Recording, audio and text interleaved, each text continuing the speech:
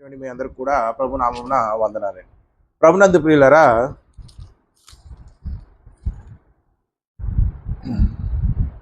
దివ్యజ్ఞాన గ్రంథమైనటువంటి Bible నుండి ఒక చక్కని వచనం చూసుకుని మనము వాక్య ధ్యానంలోకి వెళ్దామండి.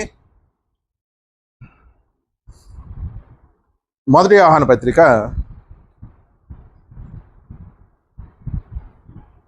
1వ అధ్యాయము, మొదటి యోహాను పత్రిక 1వ అధ్యాయం 7వ వచనం అండి. అయితే ఆయన వెలుగులో ఉన్న ప్రకారము మనమును వెలుగులో నడిచిన ఎడల అన్యోన్య సహవాసం కలవారై ఉందుము. అప్పుడు ఆయన కుమారుడైన యేసు రక్తము ప్రతి పాపము నుండి మనల్ని పవిత్రులుగా చేయును.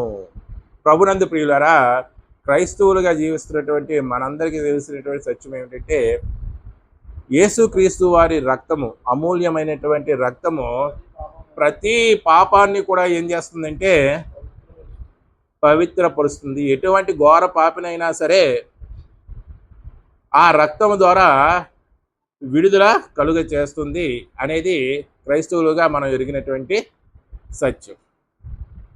అంతేనండి. యేసు రక్తం ప్రతి పాపం నుండి మనం విడుదల చేస్తుంది కదా. అయితే క్రీస్తు రక్తము కూడా విడుదల చేయనటువంటి, అంటే పాప పరిహారం చేయలేనటువంటి ఒక పాపం ఉందండి. ఏంటండి? క్రీస్తు రక్తము కూడా ఆ పాపాన్ని పరిహారం చేయలేదు.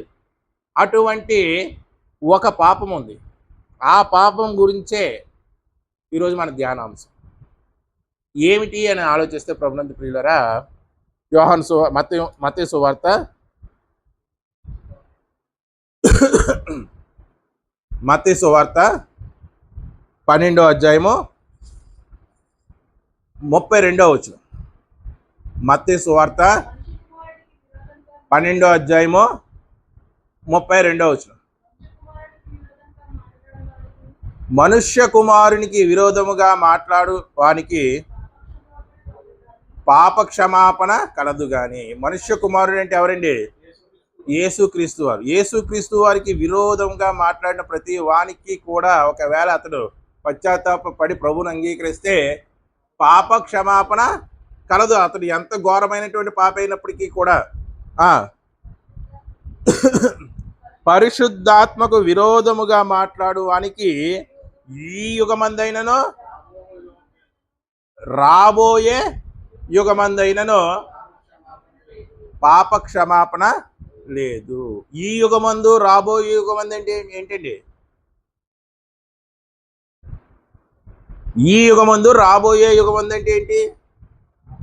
పరిశుద్ధాత్మనికి వ్యతిరేకంగా మాట్లాడే వారికి ఈ యుగమందు, రాబోయే యుగమందు అంటే మనము జీవించవలసినటువంటి ఆ రెండు లోకాల గురించి చెప్తుంది. ఈ యుగమందు అయినను అంటే భూలోకమందు మనం జీవిస్తున్నాం కదా, ఈ లోకం గురించి, ఈ యుగం గురించి. రాబోయే యుగం పరలోక రాజ్యం. ఇక్కడ పాప క్షమాపణ ఉండదు, పరలోక రాజ్యంలో కూడా ఏముండదు, పాప క్షమాపణ ఉండదు. ఈ యుగమందు అయినను రాబోయే యుగమందు, అంటే రెండు యుగాల్లో జీవిస్తాడు మనిషి. అంటే భూ సంబంధమైనటువంటి ఈ యుగంలో జీవిస్తాడు. తర్వాత చనిపోయిన తర్వాత నరకంలో కానీ పరలోకంలో కానీ ఎక్కడైనా సరే జీవిస్తాడు. అంటే రెండు యుగాల్లో కూడా జీవిస్తాడు. కాబట్టి వాక్యం ఏం చెప్తుందంటే, ఈ యుగమందైనను రాబోయే యుగమందైనను పాప క్షమాపణ లేదు. యుగం అంటే ఎన్ని సంవత్సరాలు? ఇంచుమించు 1000 సంవత్సరాలు. 1000 సంవత్సరాలు మనిషి ఎవడన్నా బతుకుంటాడా? మెతుషుల వల్ల కూడా కాలేదు 1000 సంవత్సరాలు బతకడం. 969 సంవత్సరాలు బతికాడు. మరి ఇక్కడ ఈ యుగబంధును రాబోయే యుగబంధు అంటే ఈ జీవిస్తున్నటువంటి ఈ జీవిత కాలంలో అయినా సరే, రాబోయే జీవిత కాలంలో అయినా సరే పాప క్షమాపణ లేనే లేదు. లూకాసు వార్త 12వ అధ్యాయం 10వ వచనం. లూకాసు వార్త 12వ అధ్యాయం 10వ వచనం. మనుష్య కుమారుని మీద వ్యతిరేకంగా ఒక మాట పలుకున్న వానికి పాప క్షమాపణ కలుగును గాని పరిశుద్ధాత్మను దూషించు వానికి క్షమాపణ లేదు. 2 చోట్ల రాయించి పెట్టాడు. 2 చోట్ల రాయించి పెట్టాడు. మనుష్య కుమారుణ్ణి, క్రీస్తు వారిని దూషించిన వారిని, వారు తెలియక దూషించినప్పటికీ కూడా వారు పశ్చాత్తాప పడితే వారికి పాపక్షమాపణ కలదు, కానీ పరిశుద్ధాత్మను దూషించే వారికి ఎటువంటి పాపక్షమాపణ లేనే లేదు. అది కూడా ఎంత క్లియర్ కట్గా చెప్పాడంటే, ఎంత క్రిస్టల్ క్లియర్గా చెప్పాడంటే, ఈ యుగమందైనను రాబోయే యుగమందు కూడా ఉండదు. దేవుడు పరలోకంలో క్షమించేస్తాడు అనుకుంటారు, అక్కడ కూడా ఉండదు. మరి యేసు రక్తము కూడా ఈ పాపాన్ని కడిగి వేయలేదా అంటే కడిగి వేయలేదనే చెప్పాలి. ఎందుకు కడిగి వేయలేదనేది మనం ముందు ముందు ఆలోచిద్దాం. ప్రభునందు ప్రియులారా, చాలామంది ఏమనుకుంటారంటే ఈ వాక్యం చదివినప్పుడు యేసుక్రీస్తు వారి కంటే పరిశుద్ధాత్మ బహుబలంగా పనిచేస్తుంది ఏమనుకుంటారండి? యేసుక్రీస్తు వారి కంటే పరిశుద్ధాత్మ, ఇప్పుడు ఏ యుగం ఇది? పరిశుద్ధాత్మనే యుగం. యేసుక్రీస్తు వారి కంటే పరిశుద్ధాత్మ బహుబలంగా పనిచేస్తుంది కాబట్టి పరిశుద్ధాత్మను దూషిస్తే పాపక్షమాపణ ఉండదు అని అనుకుంటారు. అంటే వీరు ఏమనుకుంటారంటే తండ్రి అయిన దేవుని కంటే క్రీస్తు వారి కంటే పరిశుద్ధాత్ముడు బలంగా పనిచేస్తాడు కాబట్టి, ఇది పరిశుద్ధాత్ముని యొక్క యుగము కాబట్టి ఆయన దూషిస్తే పాపక్షమాపణ లేదు అనుకుంటారు. అది కారణం కాదు ప్రభునందు ప్రియులారా. ఎందుకంటే వీరి ముగ్గురు పని ఒక్కటే, ఏంటంటే పాపిని రక్షించడం. ఆ పనిలో హెచ్చుతగ్గులు అనేవి ఏమీ లేవు. ఇక్కడ హెచ్చుతగ్గులు బట్టి ఇక్కడ పరిశుద్ధాత్మని మనం ఎక్కువగా పనిచేస్తాడని మనం చెప్పలేము. ముగ్గురు ఒకే విధంగా పనిచేస్తాం. మరి యేసుక్రీస్తు వారిని దూషించిన పాపక్షమాపణ ఉంది, కానీ పరిశుద్ధాత్మని దూషిస్తే ఎందుకు పాపక్షమాపణ లేదు అనేది ఈరోజు పాఠం. ఎందుకు లేదండి? ఎవరైనా చెప్పగలరా?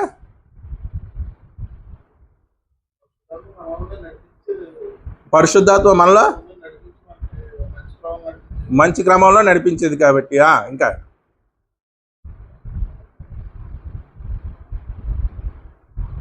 ఎందుకో ఒకసారి మనం ఆలోచిద్దాం ప్రభునందు ప్రియులారా. చూడండి, యోహాను సువార్త 16వ అధ్యాయము 12వ వచనం. యోహాను సువార్త 16వ అధ్యాయము 12వ వచనం. నేను మీతో చెప్పవలసిన అనేక సంగతులు కలవు కానీ మీరు ఇప్పుడు వాటిని సహింపలేరు. ఈ మాట ఎవరు చెప్తున్నారండి?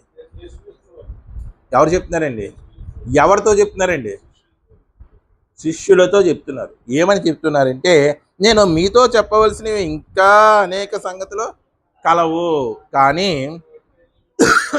మీరు వాటిని, నేను చెప్పాననుకో అవేవో అబద్ధాలు అనుకుంటారు, అవేవో తప్పులు అనుకుంటుంటారు, లేకపోతే అవేవో నేను సొంతంగా చెప్తున్నాను అనుకుంటారు.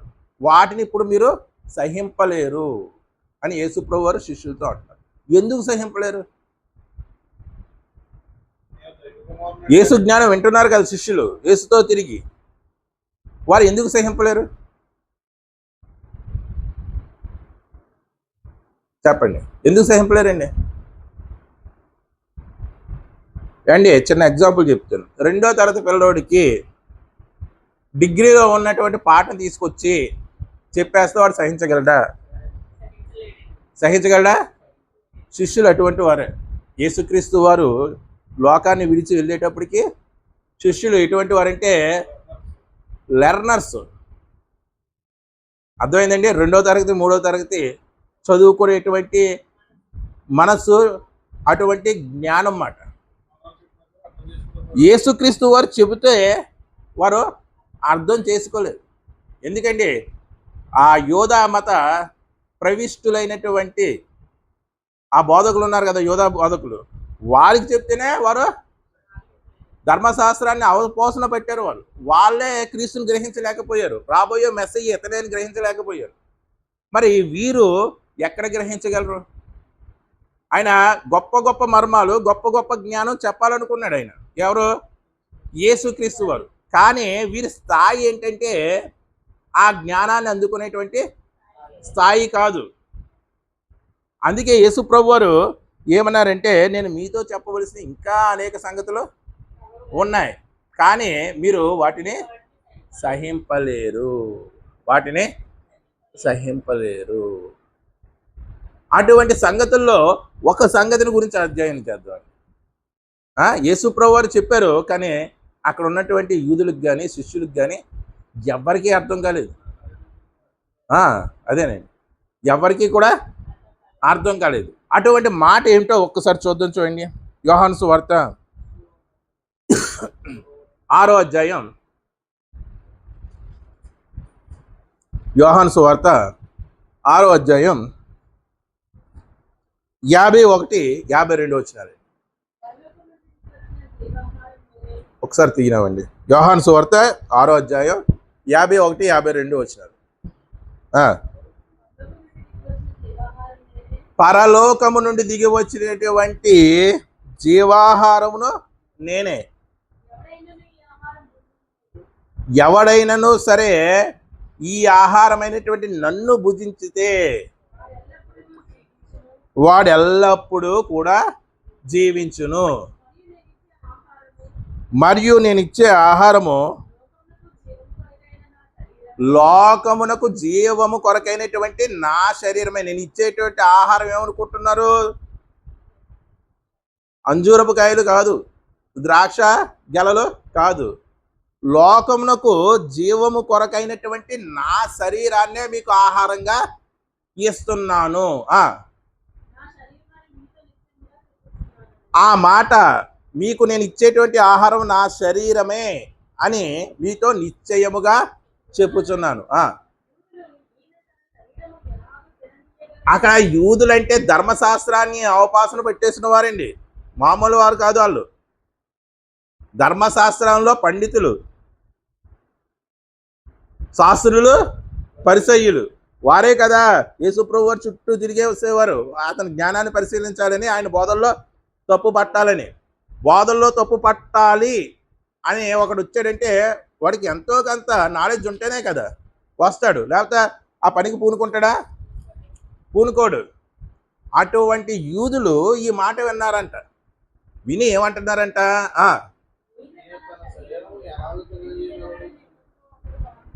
ఈయన తన శరీరాన్ని అసలు ఎలా తినగలడు? బతికొండగానే మనం పీక్కు తినేద్దామంటే ఆయన ఎలా తినగలడు? అందుకే ఏసి ఇట్లా, నేను మీరు మనుష్య కుమారుని శరీరము తిని, అదిగో వాళ్ళ ఆలోచించుకుంటుందే వేరేగా ఆలోచించుకుంటున్నారు. ఆ వేరేగా ఆలోచించుకున్న దానికి ఈయన ఇంకేం చెప్తున్నాడు? మీరు మనుష్య కుమారుని శరీరము తిని రక్తము త్రాగితేనే కానీ మీలో మీరు జీవము కలవారు కారు.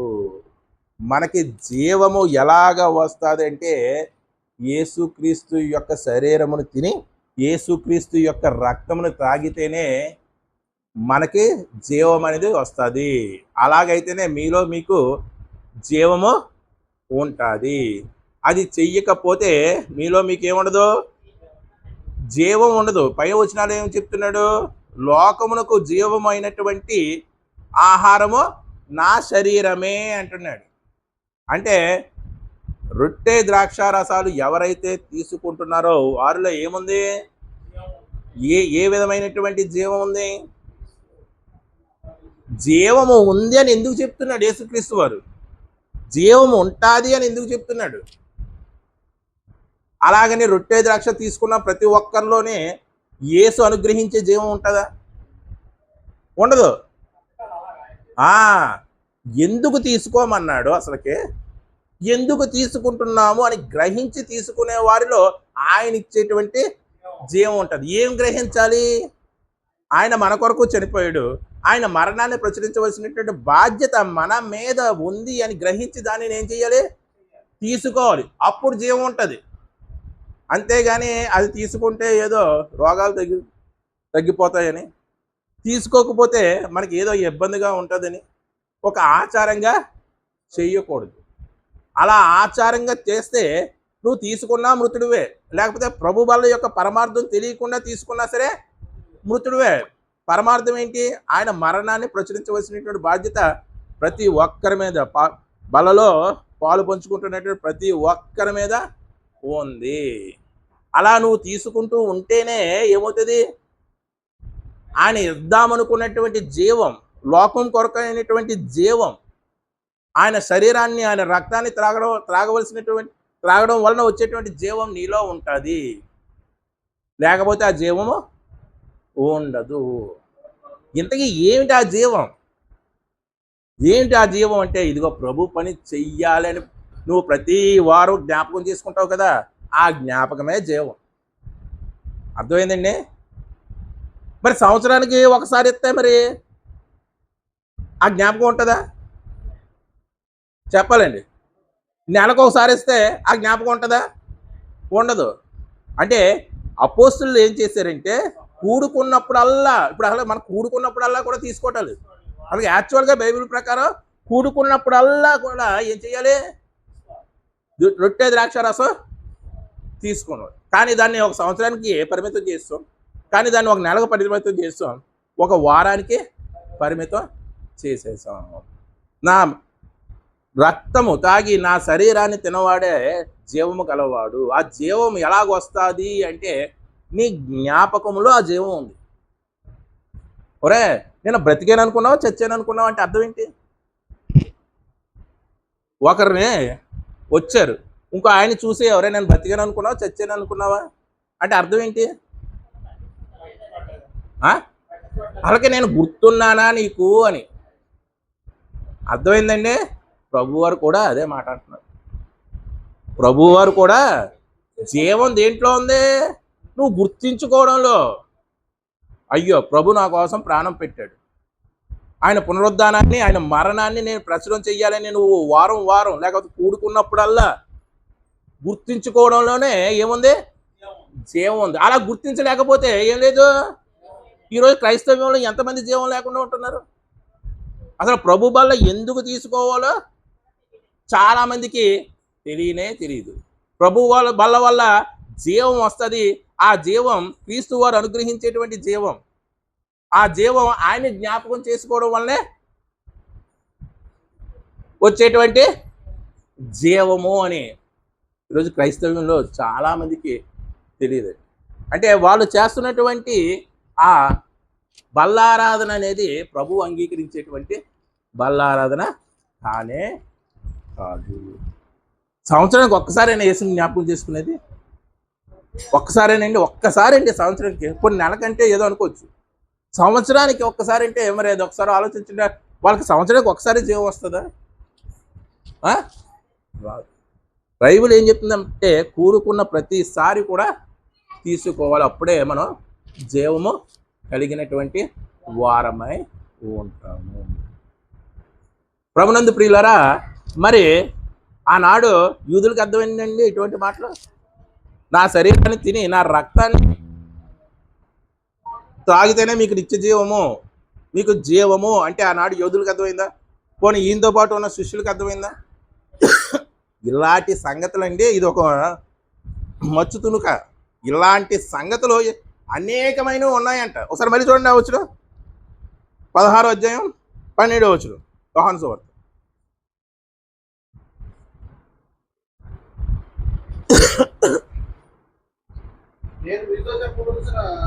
నేను మీతో చెప్పవలసిన, ఇప్పుడు ఒక ఉదాహరణగా చెప్పుకున్నాం కదా, ఇలాంటి సంగతులు ఒకటి ఉన్నాయన్నాడా, రెండు ఉన్నాయన్నాడా, మూడు ఉన్నాయన్నాడా? అనేకములు ఉన్నాయి. కానీ మీరు వాటిని ఇప్పుడు అర్థం చేసుకోలేరు, వాటిని సహింప లేరు. అయితే ఆగండి, సహింప లేరు.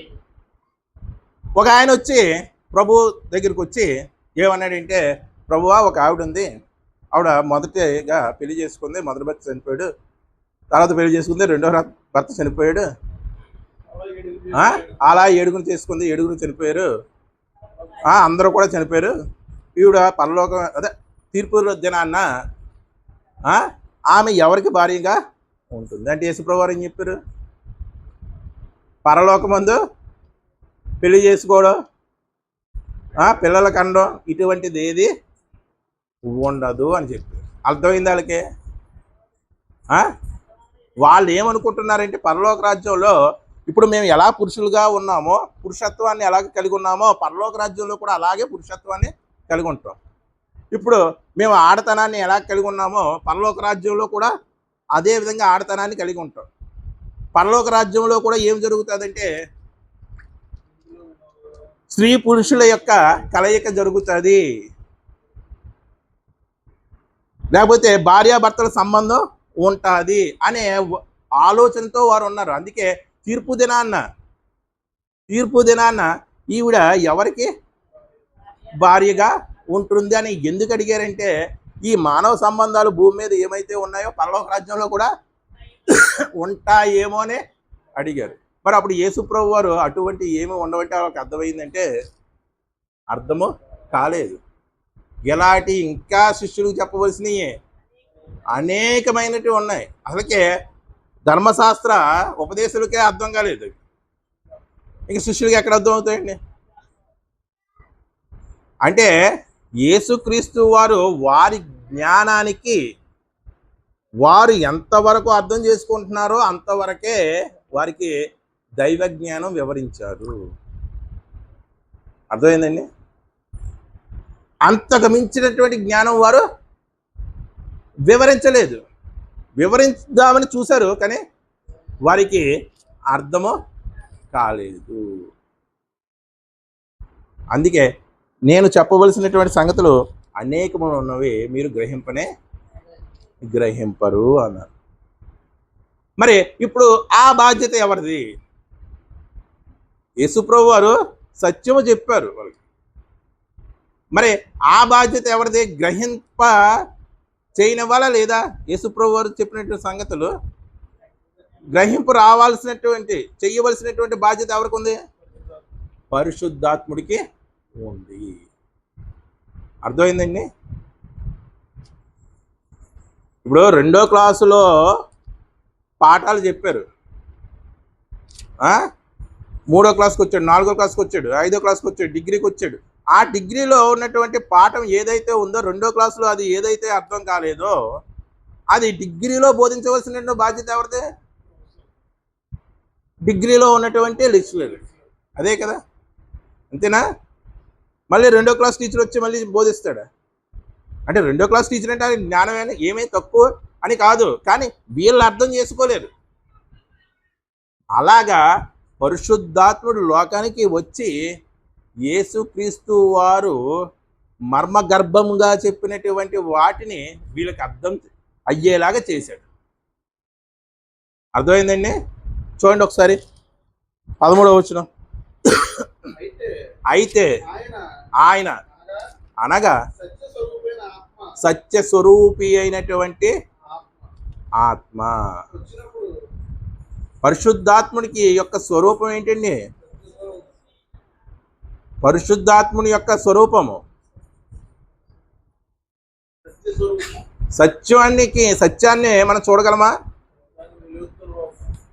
చూడండి, సత్యాన్ని మనం చూడగలమా? పరిశుద్ధాత్ముడు ఏ స్వరూపంలో ఉంటాడంటే సత్యం అనేటువంటి స్వరూపం. దేవుడే స్వరూపి, ప్రేమ స్వరూపి. దేవుడే ఏ స్వరూపంలో ఉంటాడంటే మనం చేసుకునేటువంటి స్వరూపాలు కాదు, ప్రేమ స్వరూపి. ప్రేమ, సత్యము, ఈ రెండు కూడా మనం కంటితో చూడగలమా? చూడలేము. వాటిని అనుభవించగలం అంతే. అర్థమైందండి? ప్రేమను అనుభవించగలమా? ఎంత ప్రేమ చూపిస్తున్నావు నా మీద, నేను చాలా ధన్యుని అంటావు. అలా అంటున్నావంటే అతని ప్రేమను నువ్వు అనుభవించినట్టే, అంతే కదండి. సత్యాన్ని కూడా అలాగే మనం ఏం చేస్తామో, వాడు ఎప్పుడు కూడా సత్యం చెప్తాడండి. చాలా మంచివాడంటే వాడు చెప్పేటువంటి ప్రతి సత్యాన్ని నువ్వు ఏం చేసావు, అనుభవించగలిగావు. అంటే ప్రేమనైనా సత్యాన్నైనా సరే ఏం చేయగలవు, చూడలేం, అనుభవించగలం. దేవుని కూడా అంతే, చూడగలమండి, చూడలేం. కానీ దేవుణ్ణి, గాలిని చూడగలమా, గాలిని అనుభవించగలమా? అయ్యా చల్లని గాలి తగిలితే ఏమంటున్నావా, ఎంత గొప్ప గాలి, యేసు కూడా ఎందుకు అంటున్నావా, అనుభవించగలుగుతున్నామా? దేవుణ్ణి కూడా అంతే అనుభవించగలుగుతాం, అంతే. అర్థమైందండి. సత్య స్వరూపి అయినటువంటి ఆత్మ వచ్చినప్పుడు మిమ్మును సర్వసత్యములోనికి నడిపించును. అంటే యేసుక్రీస్తు వారు చెప్పినటువంటి బోధ ఏదైతే అర్థం కాలేదో ఆ బోధను మరింత విపులంగా మీకు తెలియచేస్తాడు. అర్థమైందండి. మరింత విపులంగా మీకు తెలియజేస్తాడు. యేసుక్రీస్తు వారు వచ్చారు, బోధ చేశారు. ఆ బోధ గ్రంథస్థం చేయబడిందండి, చెప్పలేండి. గ్రంథస్థం చేయబడిందా? ఆయన ఉన్నటువంటి కాలానికి, ఆయన భూమి మీద జీవించినటువంటి కాలానికి ఆయన చెప్పినటువంటి మాటలు గ్రంథస్థం చేయబడ్డాయా? చేయబడలేదు. తర్వాత గ్రంథస్థం చేయబడ్డాయి. అలా గ్రంథస్థం చేయబడినటువంటి మాటను ఈరోజు మనం చదువుకుంటున్నాం కదా. అలా గ్రంథస్థం చేయడానికి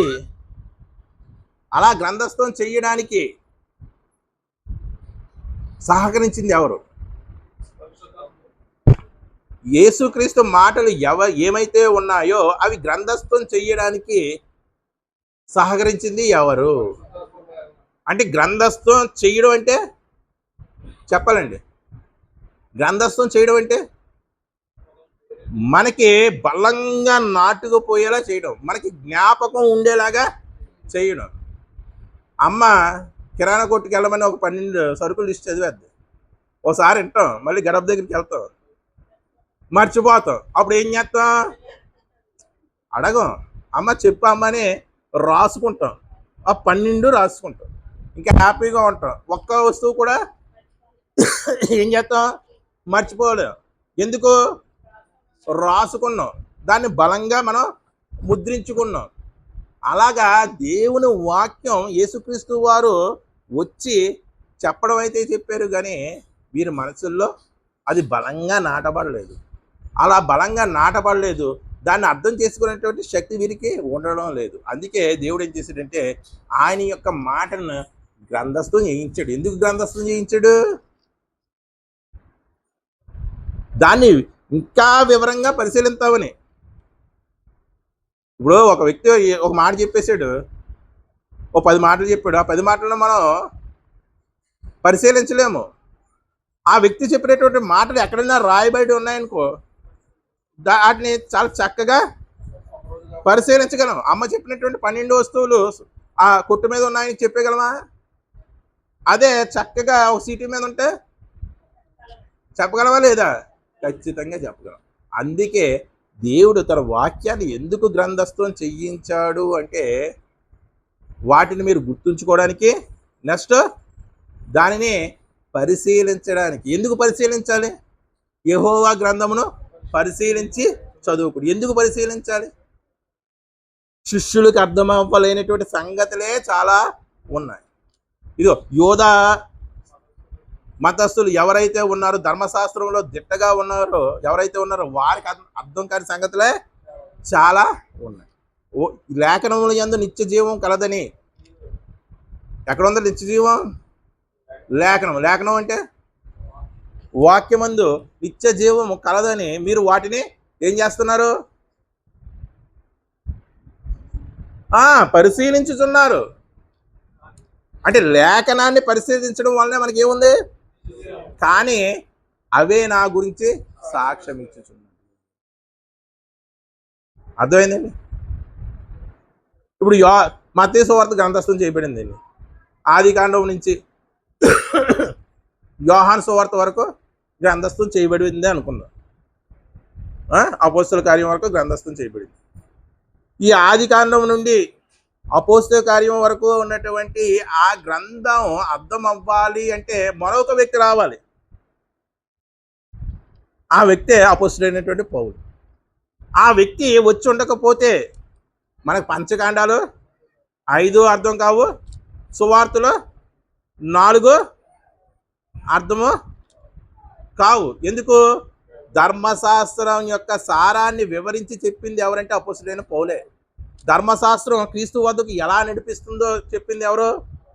అపోస్తలుడైన పౌలే. ఆది కాండం నుండి అపోస్తల కార్యముల వరకు క్రీస్తు ప్రస్తావన ఎక్కడ ఉందో ఆ ధర్మశాస్త్రంలో ఉన్నటువంటి క్రీస్తు ఈయనే అని వివరించి చెప్పిందే. మరి అపోస్తల కార్యం వరకే బైబిల్ ఆగిపోతే బైబిల్ మనకు అర్థం అవుతుందంటే ఎటువంటి పరిస్థితుల్లో అర్థం కాదు. సత్యమే కానీ మనకు అర్థం కాదు. అప్పుడు దేవుడు, పరిశుద్ధాత్మ దేవుడు పౌలుని ప్రేరేపించి ఆయన్ని క్రీస్తు వైపు తిప్పి, ఇదిగో నువ్వు ధర్మశాస్త్రంలో దిట్ట అని సంఘాన్ని హింసిస్తున్నావు కదా, నువ్వు సంఘాన్ని హింసించడం లేదు, క్రీస్తునే హింసిస్తున్నావని ఆయనకు ఒక ఆలోచన ఇచ్చి పరిశుద్ధాత్మ దేవుడు ఆయన చేత మళ్ళీ కొన్ని గ్రంథాలని ఏం చేశాడు? రాయించాడు. అప్పుడు బైబిల్ ఏమైంది? సంపూర్ణమైంది, సర్వసత్యం అయ్యింది. అపోస్తలుడైన పౌలు లేకపోతే బైబిల్ సర్వసత్యం అయ్యేదా? మరి యేసుప్రభువు బోధించారు కదా, మరి సత్యం కాదా? చెప్పాలండి. అపోస్తల కాలం వరకు యేసుప్రభువు బోధించారు. ఉన్నాయా లేదా ఆయన మాటలు చూపించు. ఆది కాండం నుంచి అపోస్తల కార్యం. యేసుప్రభువు బోధించేటప్పుడు నోవాహుని గురించి ఎగ్జాంపుల్ తీసుకున్నారా? అంటే ఆది కాండానికి వెళ్ళారా ఆయన? నోవాహు గురించి ఎగ్జాంపుల్ తీసుకున్నారా? వెళ్ళారా? మోషే గురించి ఎగ్జాంపుల్ తీసుకున్నారా? అలాగే రాజుల గురించి తీసుకున్నారా? అలాగే ప్రవక్తల గురించి తీసుకున్నారా? తీసుకున్నారా లేదా? తీసుకున్నారు. అంటే ఆయన ఎక్కడి వరకు బోధించారు? ఆయన సువార్తల వరకు బోధించారు. అది ఏంటి? సత్యమేనా? సత్యమే. కానీ ఆ సత్యం మనకు పూర్తిగా అర్థమైందా? ధర్మశాస్త్రం ఇవ్వబడింది, ధర్మశాస్త్రం సత్యమేనా? సత్యమే. కానీ అది అర్థమైందా?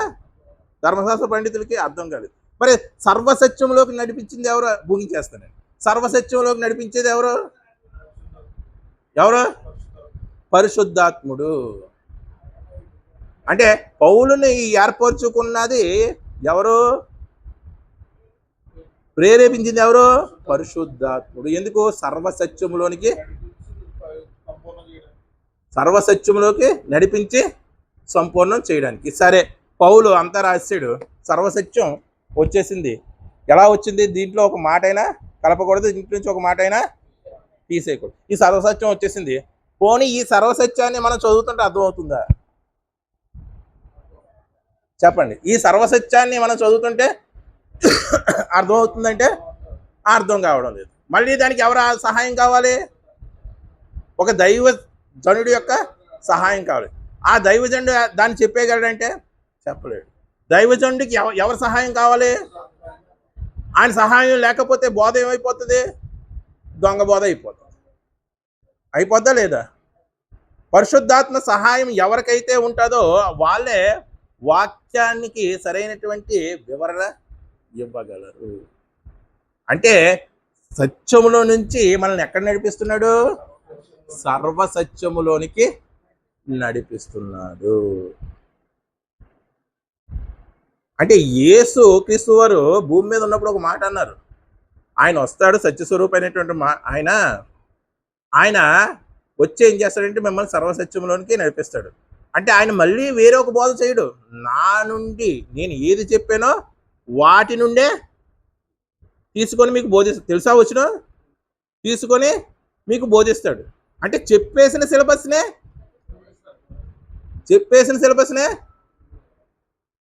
వివరిస్తాడు. ఇప్పుడు మానవ శరీరం అని ఉంటుంది 2వ క్లాసులో సైన్స్ పుస్తకంలో. మానవ శరీరం ఉంటుంది. 2వ క్లాసు వాడికి మానవ శరీరం అంటే ఏమని పరిచయం చేస్తారు? తల దగ్గర ఒక బాణం గుర్తు వచ్చి తల అని రాస్తాడు. మెడ దగ్గర ఒక బాణం గుర్తు ఇలాగొచ్చి మెడ అని రాస్తాడు. చెయ్యి, కాలు, కన్ను, నోరు, ముక్కు ఇలా ఉంటుంది. అది 2వ క్లాసు వాడు పాఠమే. మరి డిగ్రీ లెవెల్ వాడు పాఠం తలలో ఏముంటాయి? కన్ను కన్ను ఎలా పనిచేస్తుంది, దాని వెనకాల భాగాలేంటి? నోరు నోరు తినడానికే కాదు, దేవుడు వాక్యం చెప్పడానికి కూడా పనిచేస్తుంది. అలాగా ప్రతి భాగాన్ని గురించి కూడా డిగ్రీలో వివరంగా ఉంటుంది. సిలబస్ ఎక్కడదే? సిలబస్ ఎక్కడదే? 2వ తరగతి సిలబస్సే. కానీ ఏం చేశారు? దాన్ని అనలైజ్ చేశారు, వివరణాత్మకంగా చెప్పారు. అదే యేసుప్రభు వారు చెప్పారు. ఆయన మీకు సర్వసత్యంలో నడిపిస్తాడు. అలాగనే ఆయన వేరొక సత్యం ఏం చెప్పడు. నేను ఏదైతే చెప్పానో దాన్నే మీకు ఏం చేస్తాడు? ఆయన వివరిస్తాడు. అంటే యేసుప్రభు వారు పెట్టింది ఒక సైడ్ హెడ్డింగ్ అన్నమాట. యేసుప్రభు వారి మాటలన్నీ ఏంటి? ఒక సైడ్ హెడ్డింగ్ లాంటివి. దాన్ని వివరించి చెప్పేది ఎవరో? పరిశుద్ధాత్ముడు. ఇంకా చదవండి. ఆయన తనంతట తానే ఏమి బోధింపక, ఎన్నో వచ్చిన 13 వచ్చిన, ఆయన తనంతట తానే ఏది బోధింపక వేటిని విననో వాటిని బోధించి సంభవింపబోవు సంగతులను మీకు తెలియచేయును. సరే, నేను బోధించాను కదా, క్రీస్తునైనటువంటి నేను బోధించాను కదా, నేను వాటిని ఎక్కడ నేర్చుకున్నాను? తండ్రి యొద్ద నేర్చుకున్నాను. అంటే తండ్రి యొద్ద నేర్చుకున్నటువంటి మాటలే లోకానికి వచ్చి చెప్పాను. లోకానికి చెప్పినటువంటి మాటలే పరిశుద్ధాత్ముడు ఫ్యూచర్లో ఏం చేస్తాడు? మీకు అర్థమయ్యేలాగా వివరిస్తాడు. ఆయన నా వాటిలో నుండి తీసుకొని మీకు తెలియజేయను గనుక ఆయన నన్ను మహిమపరచును. అంటే మీకు ఎలా తెలియజేస్తాడు? దైవజనుడు ద్వారా. దైవజనుడి మీద ఎంత భారం ఉంటుందండి వాక్యం మీద. వాక్యం వివరించడంలో తండ్రి, కుమారుడు, పరిశుద్ధాత్ముడు, తర్వాత స్థానం ఎవరిదే? దైవజనుడి. ఆయన ఆత్మ పూర్ణుడై, పరిశుద్ధాత్మ పూర్ణుడై వాక్యాన్ని మీకు ఏం చేయాలి? బోధించాలి. అంత బాధ్యత ఉంది. ఈరోజు ఉందండి అసలుకి ఎవరికైనా? నోటికి ఏది వస్తే అదే వాక్యం, ఏది మాట్లాడితే అదే వాక్యం. దాంట్లో ఆత్మ నడిపింపు ఎక్కడ లేదు. అందుకే క్రైస్తవ్యంకి ఇంకా క్రీస్తు అర్థం కావడం లేదు.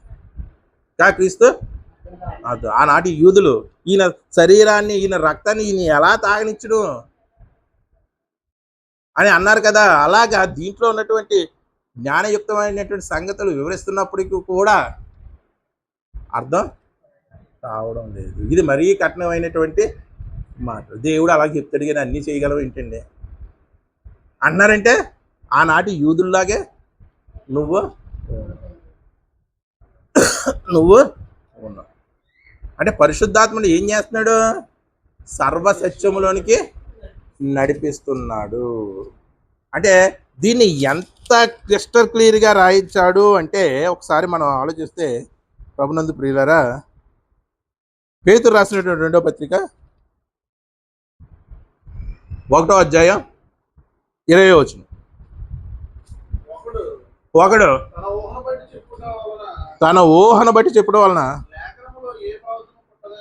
చూడండి, ఒకడు తన ఊహను బట్టి చెప్పడం, ఊహించి చెప్పేయడం వలన లేఖనంలో ఏ ప్రవచనమో పుట్టదు.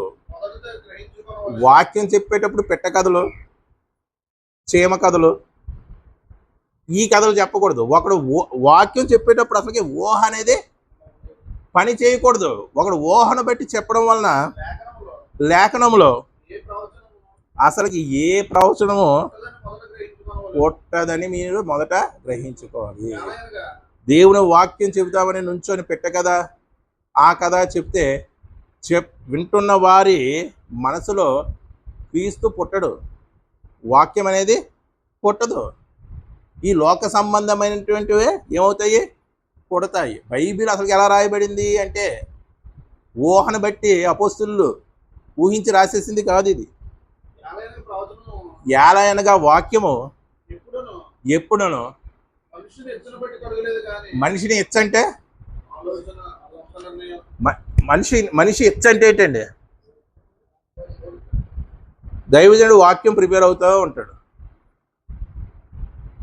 ఏం చెప్పుదామో, నా ఇష్ట ప్రకారం చెప్పేద్దామా ఈరోజు అంటే కుదురుతుందండి. ఆ వాక్యాన్ని నువ్వు పరిశీలిస్తుండగా దేవుడే నీకు ప్రేరేపిస్తాడు. దీని మీద వాక్యం చెప్తాడు, దీని మీద వాక్యం చెప్పని దేవుడే తలంపు ఇస్తాడు. అటువంటి వాక్యాన్నే నువ్వు చెప్పాలి సంఘానికి. అర్థమైంది? అలాంటి వాక్యం నువ్వు సంఘానికి చెప్పాలంటే నువ్వు ముందు ఎక్కడ ఉండాలి? బైబిల్ ముందేసుకుని ఉండాలి. ఈరోజు బైబిల్ ముందేసుకుని ఉండరండి. నేను సీనియర్ని కదా, అంటే నేను సీనియర్ని కదా, స్టేజ్ ఎక్కగానే ఏది గుర్తొస్తా చెప్పెడతాడు. ఒకడి ఇచ్చను బట్టి, ఇచ్చ అంటే ఇచ్చ అయ్యో కోరికండి, డిజైర్. ఒకడు కోరికను బట్టి, ఒకడి ఇష్ట ప్రకారము మనుష్యుడు పరిశుద్ధాత్మ వలన ప్రేరేపింపబడిన వారే. ఎలా పలకాలంటే పరిశుద్ధాత్మను వలన ప్రేరేపింపబడి సంఘానికి వాక్యం పలకాలి. అలా ఉంటుందండి. అటువంటి ప్రిపరేషన్ ఉంటుంది. ఏది గుర్తు దీంట్లో వచ్చి దాంట్లో వచ్చి దీంట్లోకి, లేకపోతే ఈ రెండు కుదరకపోతే అమెరికాకి, లేకపోతే ఆస్ట్రేలియాకి వెళ్ళిపోతారా లేదా? దానికి కారణం ఏంటి? బైబిల్ ముందేలో కూర్చోటాలి. కూర్చోపోవడానికి ఏది అడ్డొస్తుంది? నాకు తెలియదు అంటే ఏముంది బైబిల్లో? నేను చెప్పకపోతే, 2 గంటలు చెప్పకపోతే ఇంకెవరు చెప్తారు? ఏమైనా సడన్గా గుర్తు రాలేదనుకో మధ్యలో ఓ పాట, లేకపోతే హల్లెలూయా అదొకటి. అంటే దేవుడు ఎంత క్రిస్టల్ క్లియర్గా చెప్తున్నట్టు వాక్యం నువ్వు చెప్పేటప్పుడు ఖచ్చితంగా బైబిల్ మీద కూర్చొని నువ్వేం చెయ్యాలి? సిద్ధపడాలి. అలా లేకపోతే సంఘానికి జీవంతో కూడినటువంటి ఆహారం పెట్టలేవు. అలా జీవంతో కూడినటువంటి ఆహారం నువ్వు పెట్టలేకపోతే సంఘం ఎక్కడికి వెళ్ళిపోద్ది? నరకానికి పోతుంది. ఎందుకంటే దేవుళ్ళ తర్వాత స్థానం దైవజనుడిగా నీకు ఇచ్చాను. ఎందుకు ఇచ్చానంటే వాక్యం వివరంగా సంఘానికి చెప్పడానికి. వీళ్ళ ముగ్గురులో ఉంది, తండ్రిలో ఉంది వాక్యం, కుమారుల్లో ఉంది వాక్యం, పరిశుద్ధాత్ముల్లో ఉంది వాక్యం. ఈ ముగ్గురులో ఉన్నటువంటి వాక్యం ఎవరికి రావాలి? దైవజనుడికి రావాలి. అలాగే దైవజనుడికి రావడానికి సహాయం చేసేది ఎవరు? పరిశుద్ధాత్ముడు. అంటే బైబిల్ కూడా రాయించడానికి, సర్వసత్యంగా రాయించడానికి పరిశుద్ధాత్ముడు అవసరం. నెక్స్ట్ దీన్ని ఒక మానవుడైనటువంటి దైవజనుడికి అర్థమయ్యేలాగా ఆయనకి తెలియచెప్పడానికి పరిశుద్ధాత్ముడు అవసరం. దైవజనుడి ద్వారా సంఘానికి చెబుతున్నప్పుడు సంఘం అర్థం చేసుకోవడానికి ఎవరు అవసరం? పరిశుద్ధాత్ముడు అవసరం. అంటే సంఘం అర్థం చేసుకోవాలంటే సంఘం కూడా ఎక్కడ ఉండాలి? చెప్పాలండి. బైబిల్ చదవాలి సంఘం కూడా, అంతే కదండి. దైవజనుడే కూర్చొని వాక్యం ప్రిపేర్ అవ్వాలా? ఆ వాక్యం వినడానికి కూడా నీకు ప్రిపరేషన్ ఉండాలా లేదా? అంటే సంఘం కూడా ఏం చెయ్యాలి? బైబిల్ దగ్గర ఉండాలి. ఇప్పుడు ఓ పాఠం ఒక మాస్టర్ చెప్తున్నాడు. ఆ మాస్టర్ చెప్తున్నారు, రేపు 4వ పాఠం చెప్తానంటే కొంతమంది తెలివైనటువంటి విద్యార్థులు, ఇంట్రెస్ట్ ఉన్నటువంటి విద్యార్థులు ఉంటారు. ఒక 50 మంది ఉన్న క్లాసులో ఒక 4-5 ఉంటారు. వాళ్ళు ఏం చేస్తారంటే ఆ 4వ పాఠం ఏదైతే ఉందో దాన్ని చదివేస్తాడు. మనం పాఠం చెప్తున్నప్పుడు చిన్న చిన్న ప్రశ్నలు వేసేటప్పుడు ముందే చెప్పేస్తూ ఉంటాడు. అర్థమైందండి? వాడికి బాగా అర్థమవుతుంది పాఠం. ఒకవేళ నేను 4వ పాఠం చెప్తాను అన్నానుకో, వాడికి ఆ పాఠం అర్థం కావడం లేదు. కనీసం బొమ్మలన్నా చూసి వచ్చేస్తాడు. ఆ పాఠంలో బొమ్మలు ఉంటాయి కదా, ఆ బొమ్మలు పెట్టానే గెస్ చేసేస్తాడు. అంటే ఒక ఉపాధ్యాయుడు చెప్తున్నటువంటి పాఠం గ్రహించాలంటే స్టూడెంట్కి ఉండాలి? ముందు తర్ఫీదు ఉండాలి. అలా దైవజనుడు చెప్తున్నటువంటి పాఠం ముందు గ్రహించాలంటే అది ముందు మనం చదివి ఉండాలి. అప్పుడే మనకి వాక్యం స్థిరపరచబడుతుంది హృదయంలో. మరి సంఘాలు అలా ఉన్నాయండి ఈరోజు, ఇలా పెడుతున్నారు. మళ్ళీ వచ్చేవారమే దైవజనుడు అనే ఒక చెయ్యి, సంఘం ఒక చెయ్యి, ఈ రెండు కలిస్తే శబ్దం వస్తుందండి, వాక్యం అనే శబ్దం.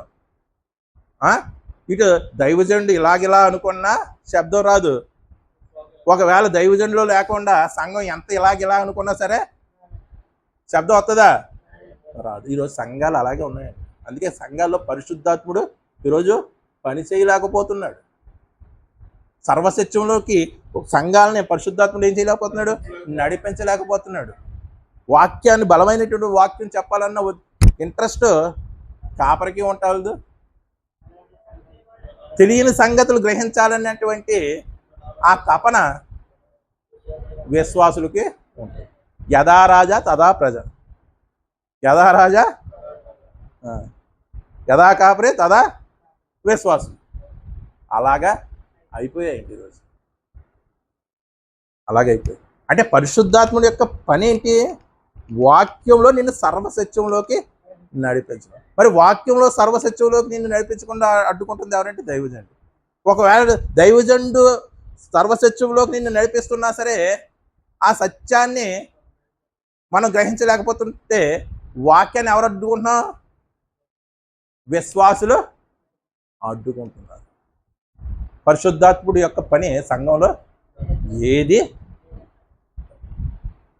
జరగనివ్వడం లేదు. వాక్యం లేని సంఘం జీవం లేనటువంటి శవం లాంటిది దేవుడి దృష్టిలో. అంటే చూడండి, వాక్యాన్ని మనంతటి మనమే పాడు చేసుకుంటున్నాం. ఆయన పరిశుద్ధాత్ముడు సర్వసత్యంలోకి నడిపిస్తున్నాడు వాక్యం ద్వారా. మనం ఏం చేసుకుంటున్నాం? కాలదనుకుంటున్నాం. ఏం చేస్తున్నామండి? కాలదన్నుకోవడం. ఈ కాలదన్నుకోవడమే పరిశుద్ధాత్ముడిని దూషించడం. అర్థమైందండి? అలా పరిశుద్ధాత్ముడిని క్రైస్తవ్యంలో ఎవరైనా దూషిస్తారా? మీరు ఎప్పుడన్నా విన్నారా? పరిశుద్ధాత్ముడిని క్రైస్తవంలో ఎవరైనా దూషిస్తారా? ఎవరు దూషించరు. ఎవరో మరి పరిశుద్ధాత్మునికి విరోధముగా మాట్లాడు వానికి ఈ యుగమందైనను మరి ఎవరు విరోధంగా మాట్లాడుతున్నారు? పరిశుద్ధాత్ముని. ఎవరు పరిశుద్ధాత్ముని దూషిస్తున్నారు? మనమే. ఎందుకంటే ఆయన చక్కగా మనకి వివరించాలనుకుంటున్నాడు, కానీ ఆయన యొక్క కష్టాన్ని మనం అర్థం చేసుకోలేకపోతున్నాం, నిరాకరిస్తున్నాం. ఏం చేస్తున్నాం? నిరాకరిస్తున్నాము. అందుకే దేవుడు ఏం చెప్పాడంటే వారికి ఈ యుగమందైనను, అంటే ఎవరికే? క్రైస్తవులైనటువంటి మనకు పరిశుద్ధాత్మునికి విరోధంగా మాట్లాడితే ఈ యుగమందైనను రాబోయే యుగమందైనను ఏం లేదు, పాప క్షమాపణ లేదు. క్రీస్తు తెలుసుకున్నావు? నువ్వు తెలుసుకున్నావా? బాప్తిసం తీసుకున్నావా? మరి క్రీస్తు రక్తం కాపాడగలదా నిన్ను? వాక్యంలో ఉన్నటువంటి సత్యాన్ని అంగీకరించకపోతే నువ్వు క్రీస్తు రక్తంలో కడగబడినా సరే క్రీస్తు రక్తం కాపాడగలదా? అందుకే క్రీస్తు రక్తం కాపాడలేనటువంటి పాపం కూడా ఉంది. అది ఆ పాపం ఎవరు చేస్తున్నారు? పరిశుద్ధాత్మని నిరాకరించడం వల్ల క్రైస్తవులు చేస్తున్నారు. దైవజనుడి వాక్యంలో అనేక సందేహాలు అడగండి మీరు, వెంటనే ఆయన సెట్ అయిపోతాడు. అవుతాడా లేదా? ఓ టీచర్ ఉన్నాడండి, పాఠం ఏం ప్రిపేర్ అవ్వకుండా వెళ్ళిపోతున్నాడు, పాఠం నోటుకు వచ్చిందని చెప్పేస్తున్నాడు. ఓ స్టూడెంట్ లేసి ఇక్కడ ఇలా ఉంది కదండి అని అడిగాడంటే టీచర్ ఏం చేస్తాడు? ఏదో చెప్పేస్తాడు, కానీ నెక్స్ట్ రోజు నుంచి అలర్ట్ అయ్యి ఏది చెప్తున్నాడో ఒళ్ళు దగ్గర పెట్టుకుని చెబుతాడు. ఈరోజు సంఘాల్లో ఆయన ఏది పడితే అది ఎందుకు చెప్పేస్తున్నాడంటే సంఘాల్లో ప్రశ్నించకపోవడం వలనే. ప్రశ్నించకపోవడం వల్ల. అయ్యారు ఇక్కడ ఎలా ఉంది కదండి, మీరు ఎలా చెప్తారు ఏంటండి అని మీరు అడగండి. నెక్స్ట్ నుంచి ఆయన ఏమవుతాడు? సెట్ అయిపోయి వాక్యం ఒళ్ళు దగ్గర పరిశీలిస్తాడు, వాక్యం చక్కగా బోధిస్తాడు. అంటే మీరు క్రీస్తు రక్తంలో కడగబడినప్పటికీ కూడా వాక్యంలో ఉన్నటువంటి సర్వసత్యాన్ని గ్రహించకపోతే, ఎందుకంటే ఆయన సర్వసత్యంలోకి నడిపిస్తున్నాడు మిమ్మల్ని. ఎవరో పరిశుద్ధాత్ముడు నడిపిస్తున్నాడా లేదా? ఆ సర్వసత్యంలోకి మీరు నడవకపోతే పరిశుద్ధాత్ముడిని మీరు దూషించినట్టే, పరిశుద్ధాత్ముడిని మీరు నిరాకరించినట్టే. అటువంటి వారికి ఈ యుగమందైనను రాబోయే యుగమందైనను పాప క్షమాపణ, క్రీస్తు రక్షణలో కడగబడినప్పుడు కూడా ఏముండదు? పాప క్షమాపణ ఉండదు. ఇంకో మాట చూసుకొని ముగించేసుకోవచ్చు. హెబ్రీయులకు రాసినటువంటి పత్రిక 6వ అధ్యాయం 4వ వచనం. హెబ్రీయులకు రాసినటువంటి పత్రిక 6వ అధ్యాయం 4వ వచనం. దేవుని దివ్య వాక్యము అలా కాదు, ఇంకా కొంచెం ముందు నుంచి చదువు. 4వ వచనం. ఒకసారి వెలిగింపబడ్డం అంటే క్రీస్తులో బాప్తీసం పొందుకోవడం. క్రీస్తులో బాప్తీసం పొందుకోవడం. ఒకసారి వెలిగింపబడి ఆరిపోయావు, క్రీస్తు తన రక్తం అనేటువంటి నూనెతోనూ తన రక్తం అనేటువంటి అగ్నితో నిన్ను ఏం చేశాడు? వెలిగించాడు. ఒకసారి వెలిగింపబడి పరలోక సంబంధమైనటువంటి వాటిని రుచి చూచి పరిశుద్ధాత్మలో పాలివారై దేవుడి దివ్య వాక్యమును రాబో యుగ సంబంధమైన శక్తుల ప్రభావమును అనుభవించిన తర్వాత, అంటే ఎంత జరిగినా తప్పిపోతారా? ఒకసారి వెలిగించబడ్డారంట, ఇంకేం చేశారంట?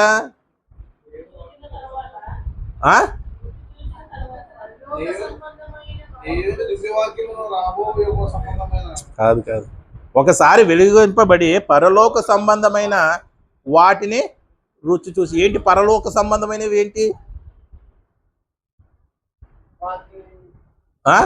పరలోక సంబంధమైనవి? ఏంటి? పరలోకంలో ఎవరు ఉంటారు?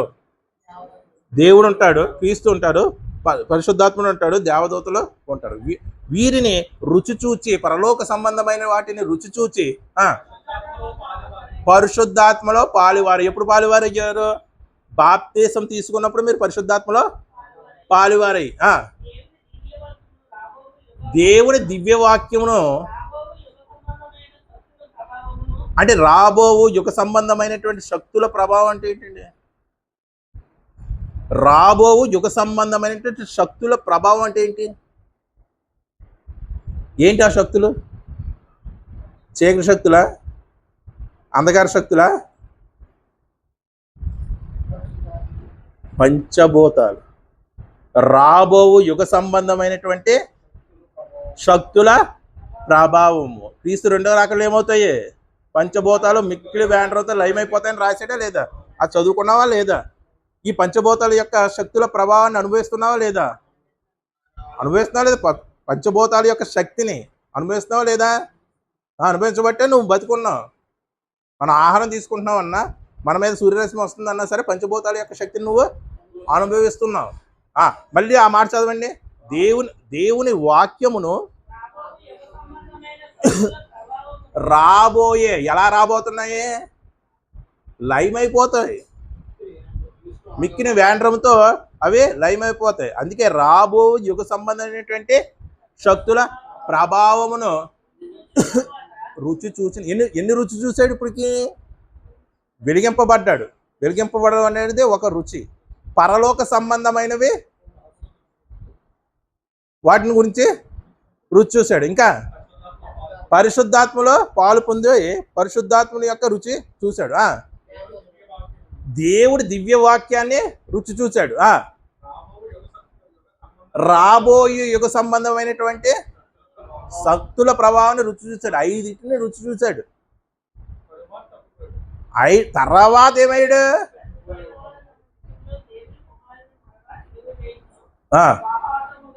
ఇలాగా 5 రుచి చూసి తప్పిపోయాడు కదా. వీరి గురించి ఏం చెప్తున్నాడంటే చదవండి. వీటిని రుచి చూసిన తర్వాత కూడా తప్పిపోయేవారు ఉంటారు. వారు ఏం చేస్తారట? తమ విషయంలో దేవుని కుమారుని ఏం చేస్తున్నారంటే మరలా సిలువ వేసేస్తున్నారంటే. ఎంత జ్ఞానం తెలుసుకుని పరిశుద్ధాత్ముడు సర్వసత్యంలోకి నడిపిస్తుంటే మేము నడవము, మాకు అవసరం లేదు అనే పరిశుద్ధాత్మను దూషిస్తున్నారు కదా. అటువంటి వారే ఈ 5 రుచి చూసి తప్పిపోయిన వారు. అర్థమైందండి? మరలా ఏం చేస్తున్నారంట? యేసుక్రీస్తు వారిని మరలా సిలువ వేయచ్చు బాహాటముగా. అందుకే దేవుడు అంటున్నాడు బాహాటంగా ఆయన అవమానిస్తాడు. మీ వల్లనే కదా నా అన్య జనుల మధ్య దూషించబడుతుంది. గ్యాస్ లేదండి, గ్యాస్ అయిపోయిందండి, ప్రార్థన చేశానండి, గ్యాస్ వచ్చేసింది. ఎవరావిడ? ఈ ఐదింటిని రుచి చూసిన ఆవిడే. ఈ ఐదింటిని రుచి చూసిన ఆవిడే. ఏటీఎంలో డబ్బులు లేవండి, డబ్బులు పెట్టాను, 1,40,200 వచ్చేసి. ఎవరావిడ? ఈ ఐదింటిని రుచి చూసిన ఆవిడే. ఆ బంగారం కూడా దొరికేసిందంట. ఇటువంటి వారు యేసును మళ్ళా బాహాటంగా సిలువ వేస్తున్నారు. మీ వల్లనే కదా నా నామం అన్ని జనుల మధ్య దూషించబడుతుంది. అటువంటి వారి గురించి ఏం రాయించాడు? కనుక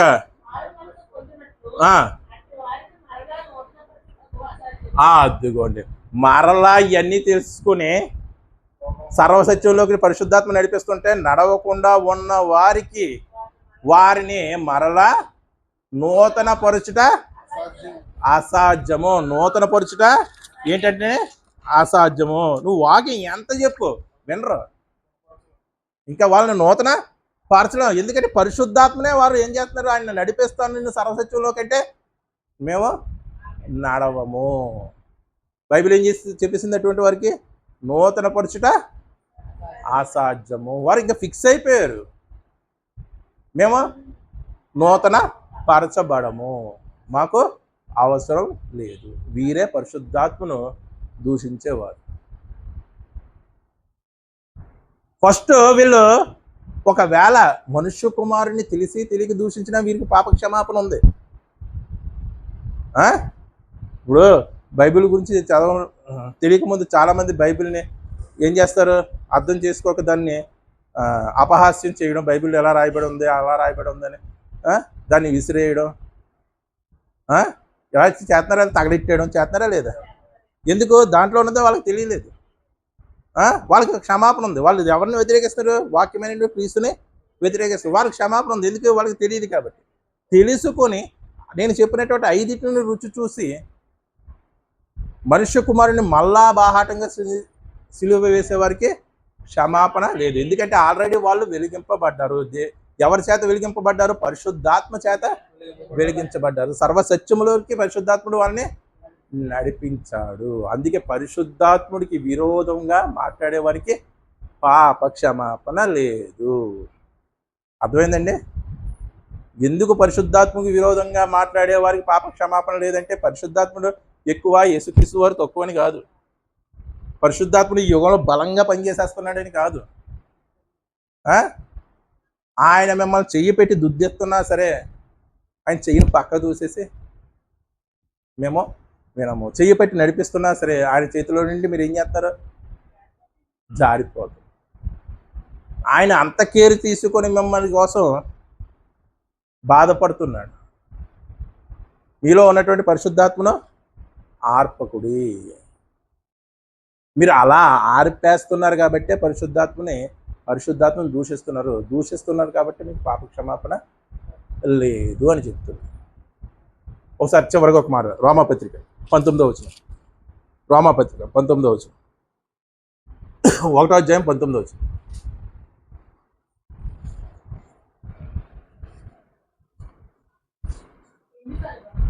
ఎందుకనగా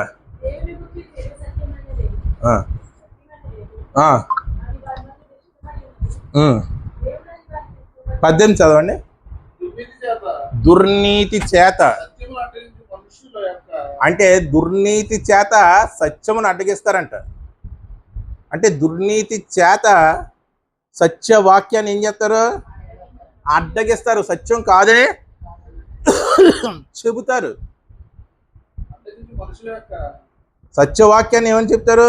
సత్యవాక్కు చెప్పారా లేదా? ఒకసారి ఆగండి. ఒకసారి చెప్పారా లేదా? యేసుక్రీస్తు వారు బోధిస్తుంటే వీడు దయ్యములు పట్టినవాడు, బయల్జేబుల్ వలన వీడు ఇలాగ బోధిస్తున్నాడు అన్నారా లేదా? అంటే వాళ్ళు దుర్నీతి చేత ఏం చేశారు? సత్యాన్ని అడ్డగిస్తున్నారు. ఈ రోజు కూడా ఒక దైవజనుడు సత్యవాక్కు చెప్తుంటే దుర్నీతి చేత ఆ వాక్యం కరెక్ట్ కాదు, అది సాతాను బోధ అని అడ్డగిస్తున్నారా లేదా? క్రీస్తు కాలంలో జరిగిందే ఇప్పుడు జరుగుతుందా లేదా? దుర్నీతి చేత అడ్డగిస్తున్నారా లేదా? దుర్నీతి చేత సత్యము అడ్డగించు మనుష్యుల యొక్క అంటే భక్తిహీనత అంటే ఏంటి? సత్యమును అడ్డగించడమే భక్తిహీనత. నీలో ఉన్నటువంటి దుర్నీతి చేత సత్యమును అడ్డగించడమే భక్తిహీనత. ఎంత గొప్పగా రాసి చూడండి. దుర్నీతి చేత సత్యమును అడ్డగించు మనుష్యుల యొక్క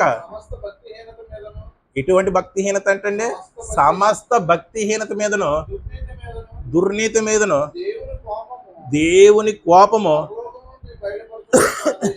పరలోకము నుండి ఎక్కడి నుంచి ఎక్కడ బయలుపరచబడుతుంది? ఎక్కడి నుంచి ఎక్కడికి బయలుపరచబడుతుందండి? దేవుని కోపం బయలుపరచబడుతుంది, పరలోకం నుంచి బయలుపరచబడుతుంది. ఎక్కడికి బయలుపరచబడుతుంది? భూమి మీదకి బయలుపరచబడుతుందా? ఆ కోపానికి శిక్ష అనుభవిస్తాం లేదా? అనుభవిస్తాం. భూమి మీద అనుభవిస్తాము. తర్వాత అంటే ఈ యుగమందు అనుభవిస్తాము. అర్థమైంది మీకు చెప్పింది నేను. రాబోయే యుగమందు కూడా దుర్నీతి చేత సత్యమును అడ్డగించు వారి సమస్త భక్తిహీనత మీదను దేవుని కోపం పరలోకము నుండి ఎక్కడ బయలుపరచబడుతుంది? భూమి మీదకి బయలుపరచబడుతుంది. ఆ కోపాగ్నికి తట్టుకోవాలి నువ్వు, తప్పదు. ఎందుకంటే సత్యాన్ని అడ్డగిస్తున్నావు. మరి ఇక్కడ భూమితోనే అయిపోద్దంటే నరకానికి కూడా వెళ్ళిపోతాం. ఇప్పుడు యేసు మాట అక్షర సత్యంగా ఉందా లేదా? పరిశుద్ధాత్మను దూషించే వారికి ఈ యుగమందైనను రాబోయే యుగమందైనను పాప క్షమాపణ లేనేలేదు. ఆ పాపులు ఎవరు? క్రైస్తవులైనటువంటి మనం. సర్వసత్యములోకి నడిపిస్తుంటే వాక్యాన్ని అసలుగా పట్టించుకోకుండా, వాక్యాన్ని అసలుగా పరిశీలించకుండా ఈ లోక సంబంధమైనటువంటి వాటి మీద దృష్టి ఉంచేటువంటి క్రైస్తవులైనటువంటి మనకి పరిశుద్ధాత్మలో శిక్ష ఉంటుంది. అర్థమైంది? ఎవరిలో శిక్ష ఉంటుంది? పరిశుద్ధాత్మలో శిక్ష ఉంటుంది. అందుకే ఇదండి, పరిశుద్ధాత్మని దూషిస్తే క్రీస్తు రక్తం కూడా కడగలేనటువంటి భయంకరమైనటువంటి పాపం, ఆ పాపం వల్ల వచ్చేటువంటి శిక్ష. ప్రార్థన చేసుకుంటాం.